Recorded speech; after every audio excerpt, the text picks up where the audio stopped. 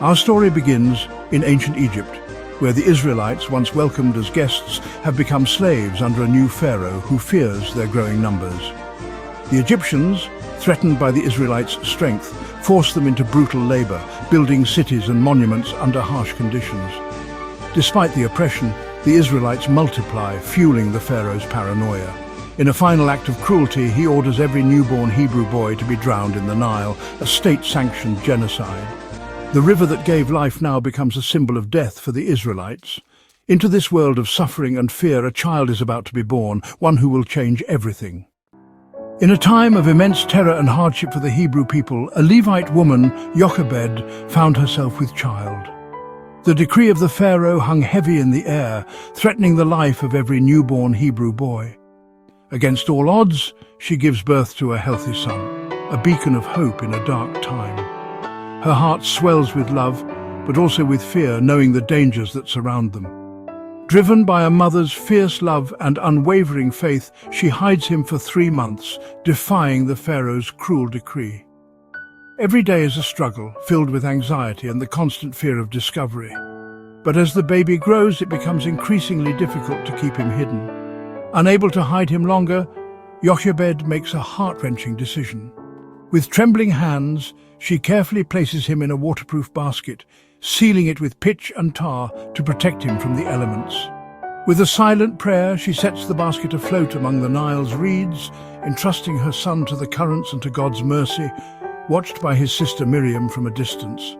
Fate intervenes as Pharaoh's daughter, while bathing in the river, discovers the crying baby, a tiny voice piercing through the morning calm.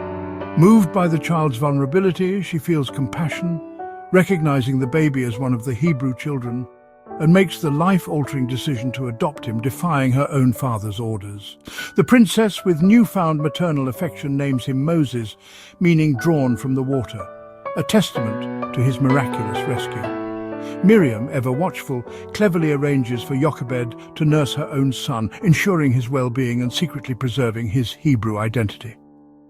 This act of bravery and faith results in reuniting mother and child, albeit under the guise of royal protection, a divine arrangement that shapes the destiny of a nation.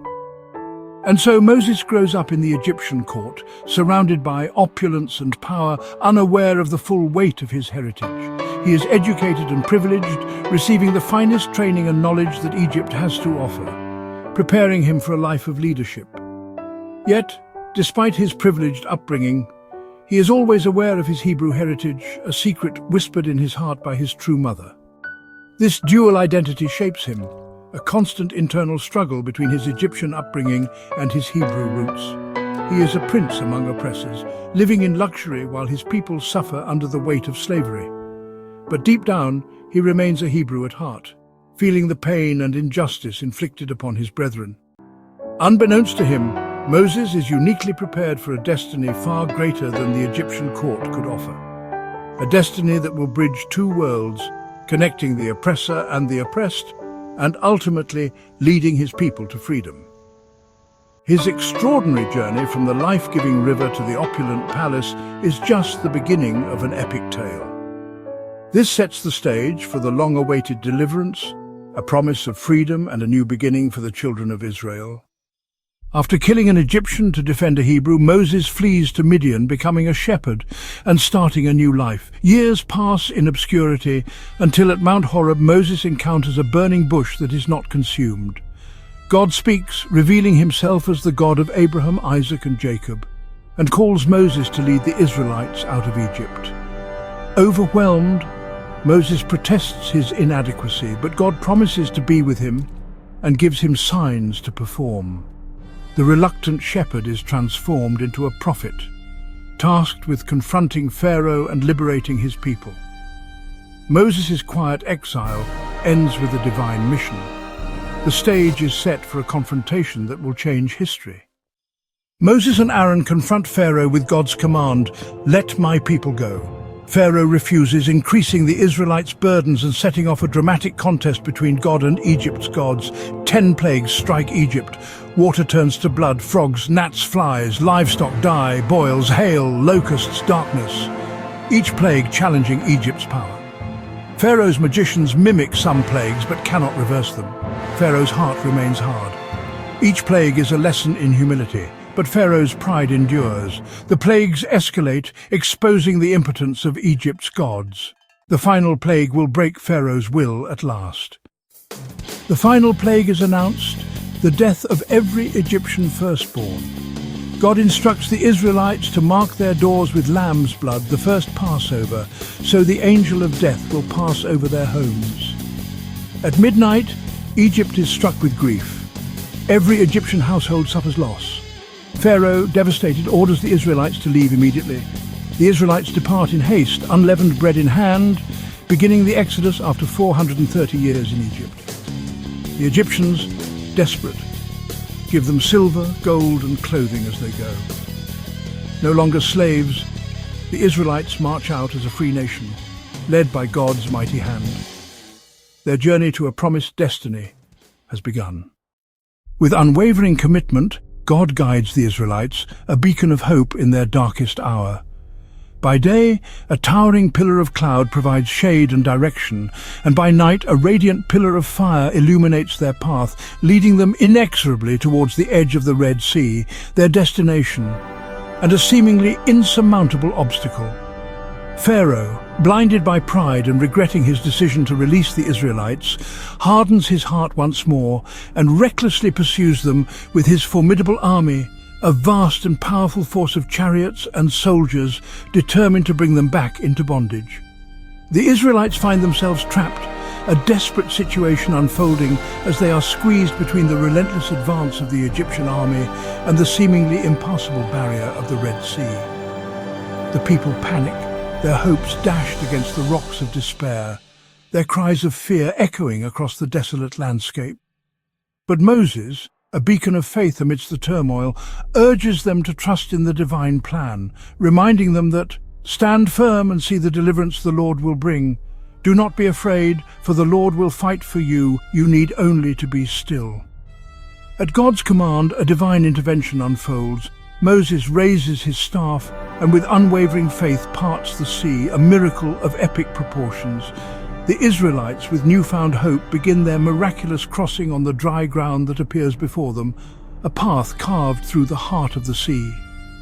Towering walls of water stand on either side, a testament to God's awesome power and a protective barrier against their pursuers.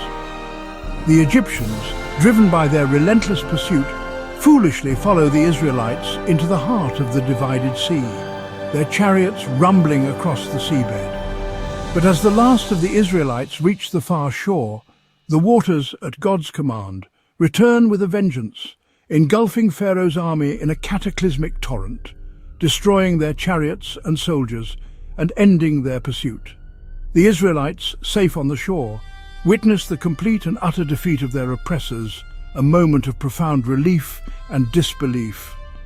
They are filled with awe and wonder at the magnitude of God's power and the miraculous deliverance they have just experienced. Their fear transforms into unbridled joy and unwavering faith, a testament to the power of belief in the face of impossible odds. They raise their hands in praise and worship, acknowledging the boundless extent of God's power and expressing their gratitude for his divine intervention. The Red Sea crossing becomes the defining miracle of their liberation, a cornerstone of their faith, and a symbol of hope for generations to come. A nation forged in the crucible of suffering and delivered by divine intervention is reborn on the far shore, ready to embrace their destiny and fulfill their covenant with God. With shouts of joy and hearts full of gratitude, the Israelites celebrate their newfound freedom, liberated from generations of slavery in Egypt. It's a moment of profound significance, a collective sigh of relief echoing through the desert air. They raise their voices in song and dance, a vibrant expression of liberation and hope for the future. But the jubilation is short-lived, as the vast and unforgiving wilderness soon presents a stark contrast to their dreams of freedom. The barren landscape stretches before them, an endless expanse of sand and rock, testing their faith and resilience at every turn. The scorching sun beats down relentlessly, and the scarcity of resources begins to weigh heavily on their spirits. Thirsty and hungry, their initial euphoria gives way to frustration and doubt. They grumble against Moses, their leader, questioning his decisions and lamenting their fate. The memories of their suffering in Egypt begin to fade, replaced by the immediate discomfort of their present circumstances. In their desperation, they are quick to forget the miraculous events that led to their liberation, the plagues that struck Egypt, and the parting of the Red Sea. The past miracles, once a source of unwavering belief, now seem like distant memories, overshadowed by the harsh realities of the wilderness. Yet even in their moments of doubt and despair, God remains faithful, ready to provide for their needs. Bitter water, undrinkable and foul, is miraculously made sweet, quenching their thirst and restoring their hope. A testament to God's power to transform the unpleasant into something life-sustaining. Manna, a mysterious bread from heaven, appears each morning, blanketing the ground like a divine dew, providing sustenance and a daily reminder of God's care. And as the sun sets, quail cover the camp at night, an abundance of meat to satisfy their hunger, a further demonstration of God's limitless provision. But the trials continue, and when water runs out again, their faith is tested once more. The empty water containers serve as a stark reminder of their vulnerability and dependence. In response to their desperate need, Moses strikes a rock, and water miraculously flows forth, a life-giving stream in the midst of the arid desert. The Amalekites, a fierce and ruthless tribe, launch an attack, threatening the very survival of the Israelites. In the ensuing battle, Israel prevails, but only as long as Moses' hands are raised in prayer, a symbol of their reliance on divine intervention. When Moses' arms grow weary, Aaron and Hur step in to support him, holding his hands aloft, ensuring the continued victory of Israel. Each crisis, each challenge, reveals the people's profound dependence on God, highlighting their vulnerability and their need for divine guidance. And through it all, they grapple with their own doubts and fears, struggling to fully trust in God's promises and his unwavering love. The wilderness, with its hardships and trials, becomes a crucible, a place of intense testing and refinement. It is here, in the heart of the desert, that God is forging a new identity for his people, shaping them into a nation set apart. Despite their doubts and complaints, God's provision remains constant, a steady stream of blessings in the midst of adversity. But so too are the people's doubts, a recurring theme in their journey, a testament to the human struggle to trust in the unseen. Through every trial, every hardship, they are being molded and shaped, learning valuable lessons about faith, obedience, and reliance on God. They begin to understand what it truly means to be God's chosen people, a community bound together by faith, covenant, and a shared destiny.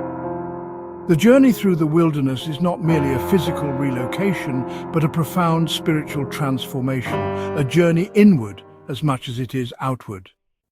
3 months after leaving Egypt, the Israelites arrive at Mount Sinai.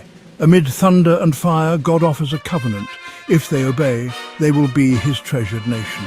The people agree, and God gives the 10 Commandments, principles for life with God and each other. The commandments form the foundation of a just society and a holy people. Moses receives further laws, writes them down, and seals the covenant with sacrifices. Blood is sprinkled on the altar, and the people, binding them to God. Israel is now a nation defined by law, covenant, and divine purpose. God calls Moses up the mountain to receive instructions for the tabernacle, a portable sanctuary for his presence. While Moses is away, the people grow impatient and persuade Aaron to make a golden calf, breaking their covenant almost immediately. Moses returns, shatters the tablets in anger, and intercedes for the people, saving them from destruction. The people repent and generously contribute to building the tabernacle. Skilled artisans construct the sanctuary exactly as God commands. When completed, God's glory fills the tabernacle, so intense that even Moses cannot enter. God's visible presence now dwells among his people, guiding them on their journey. The story ends not in the promised land, but with God's presence at the center of a redeemed yet imperfect nation.